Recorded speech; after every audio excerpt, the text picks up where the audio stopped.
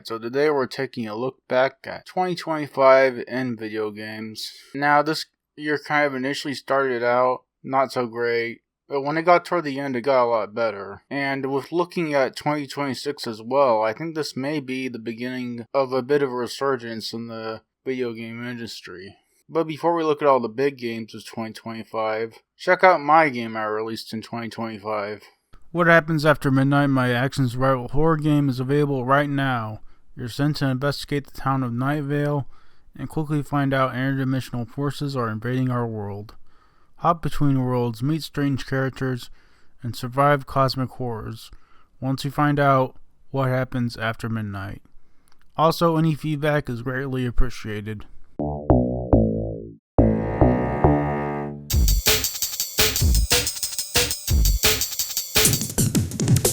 Alright, so to start off this year, we had Avowed, which was not a great start. I admittedly didn't play all of this, but it was just not very interesting. The gameplay was alright, but a lot of the story stuff was pretty generic in the world. It just didn't have like a lot of feeling to it. It didn't hook me very well. Even after playing about 6 to 10 hours. I played it on Game Pass. I would have finished it if I actually bought it.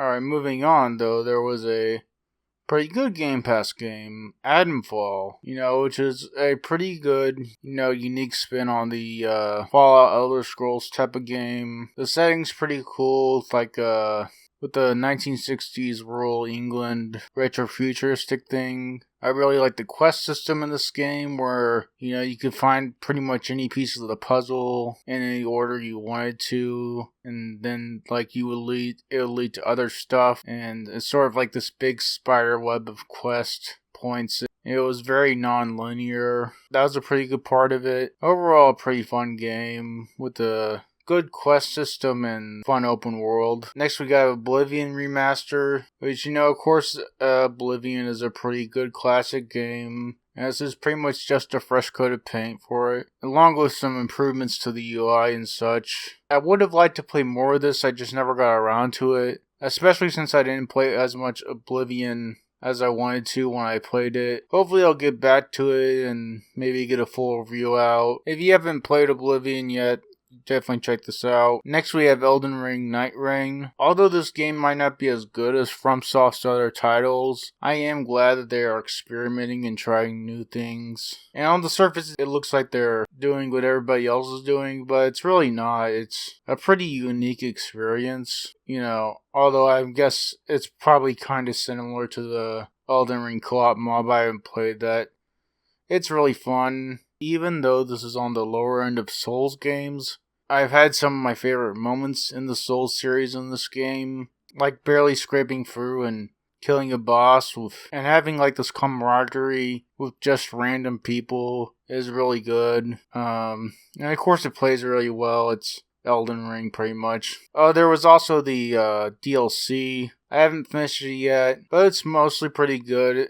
It's not that much stuff. It's just 2 bosses and a new event that changes the map to pretty much a different map. I don't like the new map as well as the old one, mainly because it's easier to get separated from the team and really easy to fall off cliffs if you're not too careful. But overall, it's a good DLC. It's for the price. Next we have Labyrinth of the Demon King. This is a pretty good sort of combination of an old school dungeon crawler with a bit of the original Silent Hill sort of aesthetics of the PS1 games mixed with feudal Japan. It's a pretty good fun game with a really cool setting and atmosphere. Next we have Tony Hawk's 3+4. Now, I only played Tony Hawk 3 on the original version. Apparently a lot of content was cut from 4. Apparently there's also some content cut from 3, but it was a long time ago, so I don't quite remember what changed. Now, as much as I don't like all the stuff they changed, I feel like if you played the game without knowing anything about the originals, that this would be a pretty solid game. Not as good as the first remake,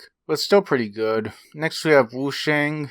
This is a pretty solid Souls-like. Like as a lot of people say, it's not very inventive or changes stuff, but it's solidly done. There's a couple unique things like that, like the gun weapons, where you could essentially use like mana to power guns instead of magic stuff. Also, the magic stuff felt a bit more unique.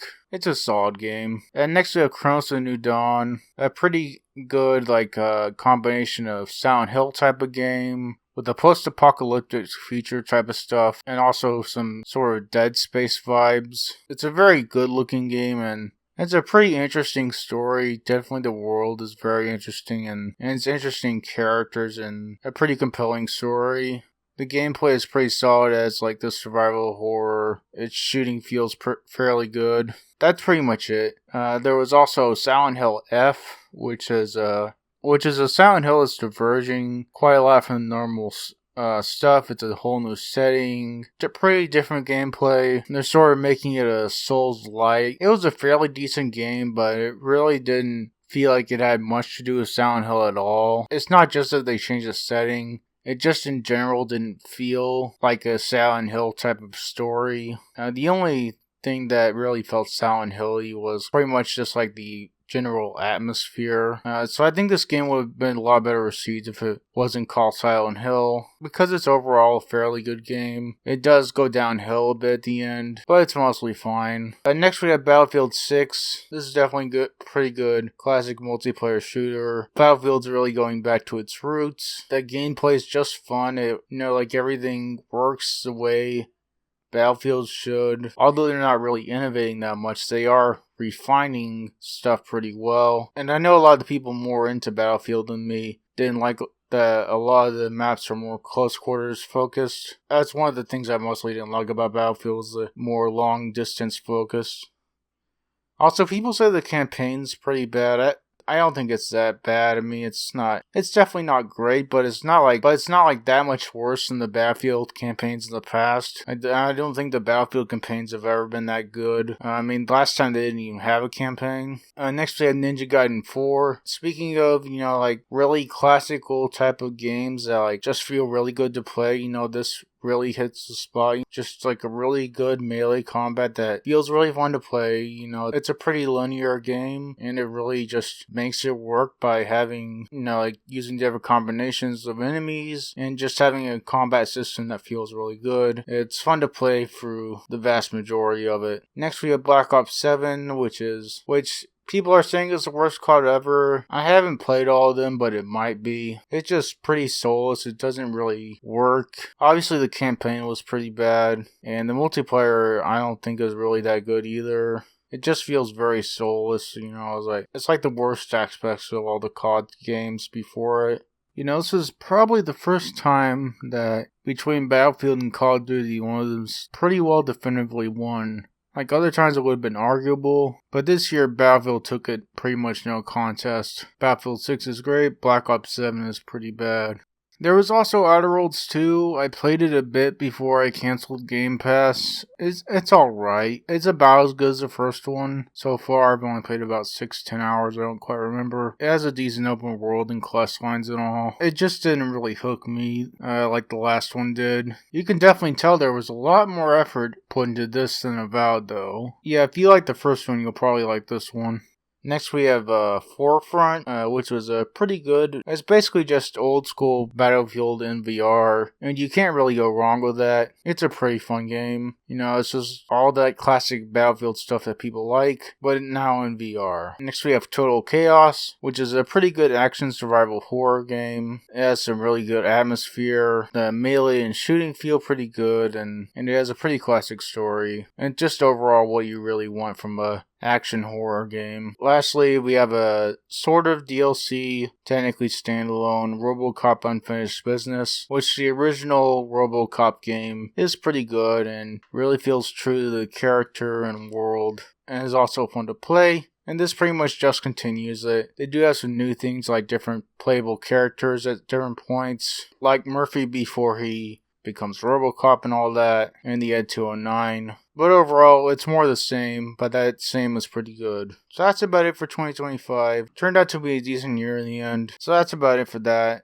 Thank you to anyone who likes, comments, or subscribes. That's it.